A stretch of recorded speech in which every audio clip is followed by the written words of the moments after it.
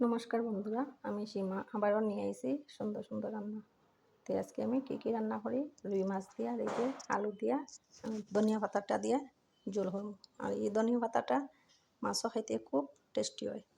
তারপর এই যে মাছের ডিম আজকে কচু দিয়া হইব।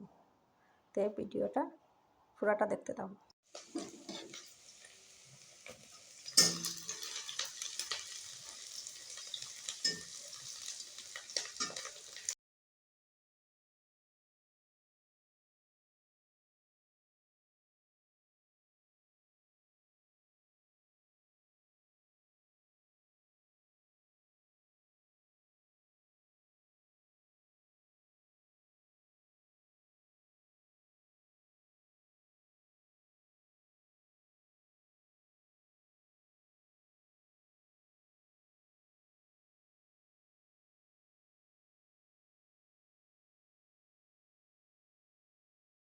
তো চলো বন্ধুরা, আমি রুই মাছের তরকারি বানাই আলু দিয়ে কীরকম দেখতে থাকো।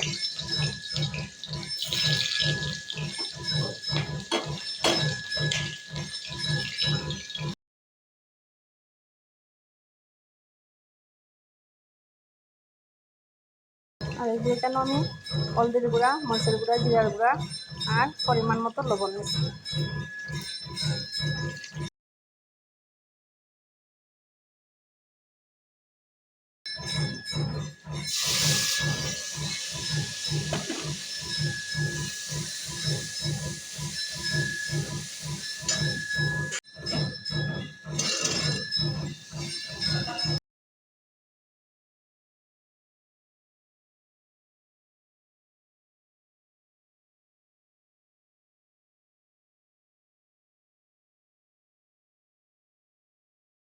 তো দেখো বন্ধুরা, এই যে আমার রান্না শেষ। রুই মাছ দিয়ে আলু দিয়ে তরকারি করছি আর এদিকে মাছের ডিম দিয়ে কচু দিয়ে ডিম জাল করছি।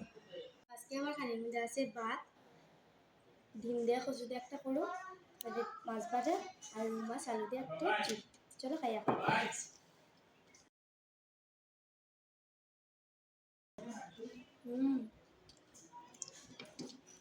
স্বাদ হয়েছে। রুই মাছের আলু দিয়ে ঝোল